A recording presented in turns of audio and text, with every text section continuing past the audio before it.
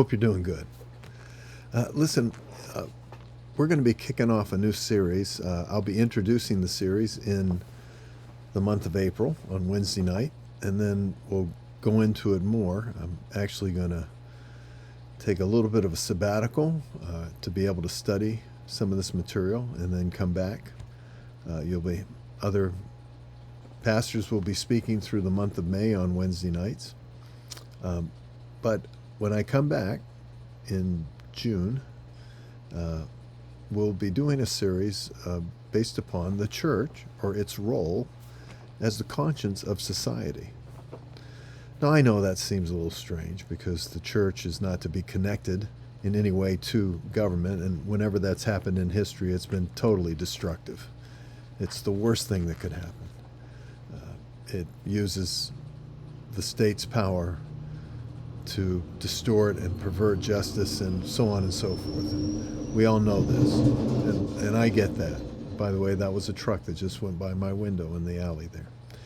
But the point is that the church, independent of the culture itself, is in many ways a conscience for the culture within it it's embedded in. And to the degree that it does have the right to communicate, it has the means or the opportunity or the responsibility to speak to the issues of culture. And then it comes down to an element of how do you do that? And we'll be talking about many of these things as we go through our introduction on this series, but it has a lot to do with the character with which that we portray in the midst of our discussion. I believe that we as a culture, in this Western culture that we're in, not just here in America, but throughout the Western world, are at a tremendous crossroads, where if the church does not take up its responsibility as conscience, at least to express its opinion, as conscience for the culture, then we're going to be swept away, both morally and ultimately in terms of our own testimony.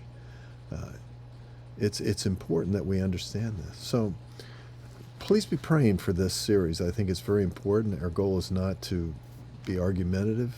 Our goal is not to in any way belittle anyone, but just simply to approach some of the issues that are facing us as believers that can very easily affect the church and address them.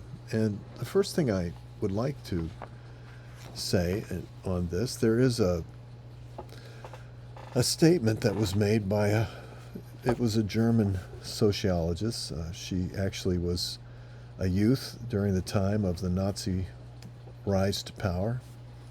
She actually got involved in Hitler's youth movement. So she had that in her background, and she addressed some of the elements of the pressure that was placed upon the people during that period of time to turn a blind eye to the persecution of the Jews, to become silent in the midst of these things. And I thought of this as I heard this discussion in a book that I was listening to. It's called The Spiral of Silence. And the philosopher's name, or the sociologist's name, is Elizabeth Noel Neumann. She's now dead. But she basically said that speech comes with a price. And if there's pressure being placed on speech, then the price is raised. So if you think about it, we have tremendous social pressure not to say certain things or to speak of certain issues. Some people are being persecuted for just standing on their convictions regarding elements with regard to life, with regard to their Christian beliefs and what they should and shouldn't support and things such as this. And there's pressure placed upon believers not to speak. There's pressure because the culture itself accepts these statements as true, and they put pressure on the church not to contradict it. That places a great degree of, how can I say it, price. It puts a price tag on speech. And you'll notice that if we fail to speak, that, and we go along with the dominant opinion, then that price goes up. Few people are speaking. And as the price rises, as the pressure becomes greater, as it becomes harder to speak, the cost for saying something becomes greater and greater, then fewer people speak, until such time as the nation itself or the culture is actually silenced, so nothing can be said. And this is why it's important for us as the church, in a land where we are given the opportunity to speak honestly and openly and properly, for us to speak what the Word of God says about certain subjects, and to do so in a spirit of love, without condemnation, without belittling or demeaning another person. We have, if you will, a moral responsibility before God to speak the truth in love, in Ephesians 4:15. I guess you could say the moral of the story would be this, that when we speak out, we encourage others to speak out. The more people speak, and they do it properly, the easier it is for another to speak. So I don't know about you, but I thank God for those voices that are out there in our culture, some believers, some not, but yet they have a sense of a moral responsibility to speak against trends that are hurtful to individuals and hurtful to the culture. It's interesting to me that Jesus, one of his major complaints or confrontations with the Pharisees and Sadducees was that they wouldn't listen to him. They didn't want to hear what he had to say. They couldn't receive his words. They couldn't challenge him with regard to the things that he had done. He actually, in John chapter 8, says, look, if I've done wrong, then tell me what that wrong is. And they couldn't. They just simply were against him. And he basically says, it's because you're deriving your communication from another source. You're of your father. And he actually names him to be the devil. And you'll notice what he says about the devil. He says he was a liar from the beginning. He was a murderer. He was a liar.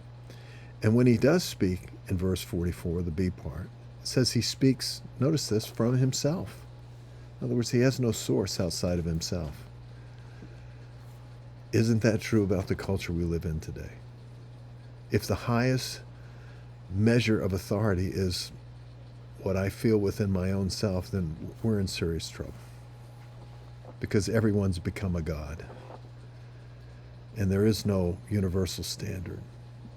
And ultimately, it leads to nothing more than complete chaos. This is why, as a church, we need to speak out regarding what the Word of God says, what God has communicated regarding man and the way that we treat one another and the things that we do to one another. And there's many of them. I think the Ten Commandments covers it beautifully. Notice that most of those commandments relate to the way that we treat one another. We don't lie about another person. We don't covet what they have and lie to get it. We don't, how can I say it, twist judgment. We judge fairly. We don't murder. We don't steal. You just go down the list. We respect our parents. All of these elements at times are in question today. All in the name of some moral high ground that someone is claiming. But what is the moral standard for this? They speak on their own. It's from within themselves. It has nothing to do with any true external standard. I hope as we go forward with this series, we'll come to understand that God gave us the right, and thank God we live in a country where we can speak and be the conscience of the nation. They may not listen, but we can be that still small voice. Till next time, friends, God bless you.